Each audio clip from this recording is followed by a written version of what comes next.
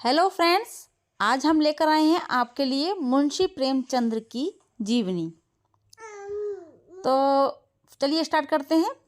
मुंशी प्रेमचंद का जन्म 31 जुलाई 1880 में हुआ था और इनकी मृत्यु 8 अक्टूबर 1936 में हुई थी। अब डालते हैं प्रकाश इनके जीवन परिचय पर। 31 जुलाई 1880 से 8 अक्टूबर 1936 के बीच उपनाम से लिखने वाले धनपत राय श्रीवास्तव हिंदी और उर्दू के महानतम भारतीय लेखकों में से एक हैं। उन्हें मुंशी प्रेमचंद व नवाब राय नाम से भी जाना जाता है और उपन्यास सम्राट के नाम से भी अभिहित किया जाता है। इस नाम से उन्हें सर्वप्रथम बंगाल के विख्यात उपन्यासकार शरत चंद्र चट्टोपाध्याय ने संबोधित किया था। प्रेमचंद ने हिंदी कहानी और उपन्यास की एक ऐसी परंपरा का विकास किया है जिसने पूरी शती के साहित्य का मार्गदर्शन किया। आगामी एक पूरी पीढ़ी को गहराई तक प्रभावित कर प्रेमचंद ने साहित्य की यथार्थवादी परंपरा की नींव रखी। उनका लेखन हिंदी साहित्य की एक ऐसी विरासत है जिसके बिना हिंदी के विकास का अध्ययन अधूरा होगा। वे एक संवेदनशील लेखक, सचेत नागरिक, कुशल वक्ता तथा सुधी संपादक थे। 20वीं शती के पूर्वार्ध में जब हिंदी में तकनीकी सुविधाओं का अभाव था, उनका योगदान उस समय अतुलनीय रहा। प्रेमचंद के बाद जिन लोगों ने साहित्य को सामाजिक सरोकारों और प्रगतिशील मूल्यों के साथ आगे बढ़ाने का काम किया, उनमें यशपाल से लेकर मुक्तिबोध तक शामिल हैं। प्रेमचंद का जीवन परिचय। प्रेमचंद का जन्म 31 जुलाई 1880 को वाराणसी के निकट लमही गांव में हुआ था। उनकी माता का नाम आनंदी देवी था तथा उनके पिता का नाम मुंशी अजायब राय था, जो लमही में डाक मुंशी थे। उनकी शिक्षा का आरंभ उर्दू फारसी से हुआ और जीवन यापन का अध्यापन से। पढ़ने का शौक उन्हें बचपन से ही लग गया। 13 साल की उम्र में ही उन्होंने तिलस्मे होशरुबा पढ़ लिया था और उन्होंने उर्दू के मशहूर रचनाकार रतननाथ, सरसार, मिर्जा रुसवा और मौलाना सरर के उपन्यासों से परिचय प्राप्त कर लिया। 1898 में मैट्रिक की परीक्षा उत्तीर्ण करने के बाद वे एक स्थानीय विद्यालय में शिक्षक नियुक्त हो गए। नौकरी के साथ ही मुंशी प्रेमचंद जी ने पढ़ाई जारी रखी। 1910 में मुंशी प्रेमचंद जी ने अंग्रेजी, दर्शन, फारसी और इतिहास लेकर इंटर पास किया और 1919 में बीए पास करने के बाद शिक्षा विभाग के इंस्पेक्टर पद पर नियुक्त हुए। 7 वर्ष की अवस्था में उनकी माता का तथा 14 वर्ष की अवस्था में उनका पिता का देहांत हो जाने के कारण उनका प्रारंभिक जीवन संघर्षमय रहा। उनका पहला विवाह उन दिनों की परंपरा के अनुसार 15 साल की ही उम्र में हुआ, जो सफल नहीं रहा। वे आर्य समाज से प्रभावित रहे, जो उस समय का बहुत बड़ा धार्मिक और सामाजिक आंदोलन था। उन्होंने विधवा विवाह का समर्थन किया और 1906 में दूसरा विवाह अपनी प्रगतिशील परंपरा के अनुरूप बाल विधवा शिवरानी देवी से किया। उनकी 3 संतानें हुईं, जिनका नाम श्रीपत राय, अमृत राय और कमला देवी श्रीवास्तव है। 1910 में उनकी रचना सोजे वतन, राष्ट्र का विलाप के लिए हमीरपुर के जिला कलेक्टर ने तलब किया और उन पर जनता को भड़काने का आरोप लगाया। सोजे वतन की सभी प्रतियां जब्त करके नष्ट कर दी गईं। कलेक्टर ने नवाब राय को हिदायत दी कि अब वे कुछ भी नहीं लिखेंगे, यदि लिखा तो जेल भेज दिया जाएगा। इस समय तक प्रेमचंद धनपत राय नाम से लिखते थे। उर्दू में प्रकाशित होने वाली ज़माना पत्रिका के संपादक और उनके अजीज दोस्त मुंशी दयानारायण निगम ने उन्हें प्रेमचंद नाम से लिखने की सलाह दी। इसके बाद वे प्रेमचंद के नाम से लिखने लगे। उन्होंने आरंभिक लेखन ज़माना पत्रिका में ही किया। जीवन के अंतिम दिनों में वे गंभीर रूप से बीमार पड़े। उनका उपन्यास मंगलसूत्र पूरा नहीं हो सका।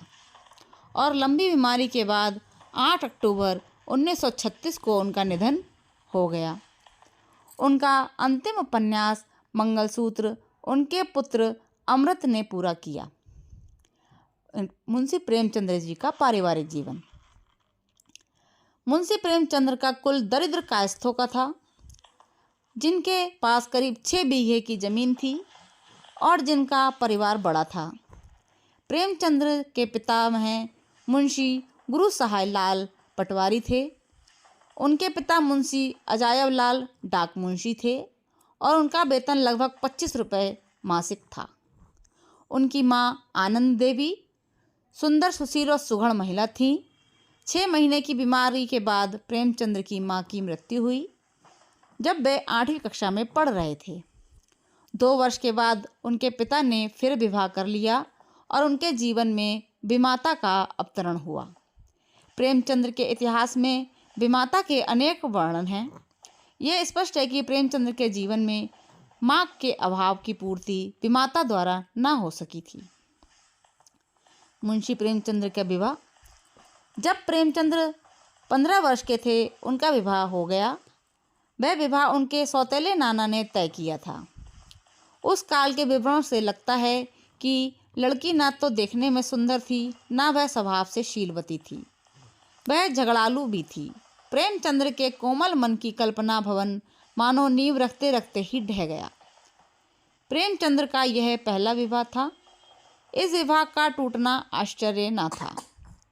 मुंशी प्रेमचंद्र की पत्नी के लिए यह विवाह एक दुखद घटना रहा होगा। जीवन पर्यंत यह उनका अभिशाप बन गया। इस सब का दोष भारत की परंपराग्रस्त विवाह प्रणाली पर है, जिसके कारण यह व्यवस्था आवश्यकता से भी अधिक जुए का खेल बन जाती है।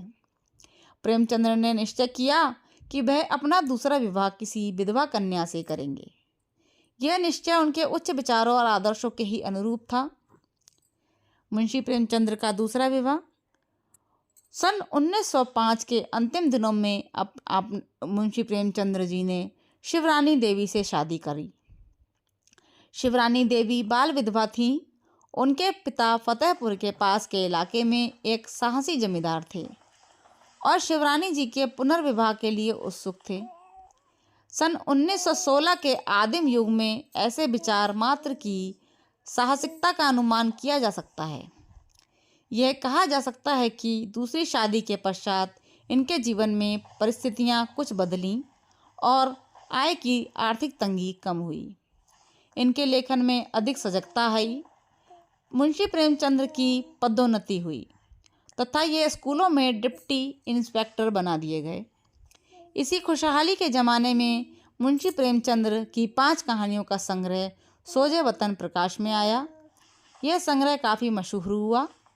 शिवरानी जी की पुस्तक प्रेमचंद्र घर में प्रेमचंद्र के घरेलू जीवन का सजीव और अतरंग चित्र प्रस्तुत करती हैं। प्रेमचंद्र अपने पिता की तरह पेचिश के शिकार थे और निरंतर पेट की व्याधियों से पीड़ित रहते थे। प्रेमचंद स्वभाव से सरल आदर्शवादी व्यक्ति थे। वह सभी का विश्वास करते थे, किंतु निरंतर उन्हें धोखा खाना पड़ता था। उन्होंने अनेक लोगों को धनराशि कर्ज दी, किंतु बहुधा यह धन लौटा ही नहीं। शिवरानी देवी की दृष्टि कुछ अधिक सांसारिक और व्यवहारिक कुशल थी।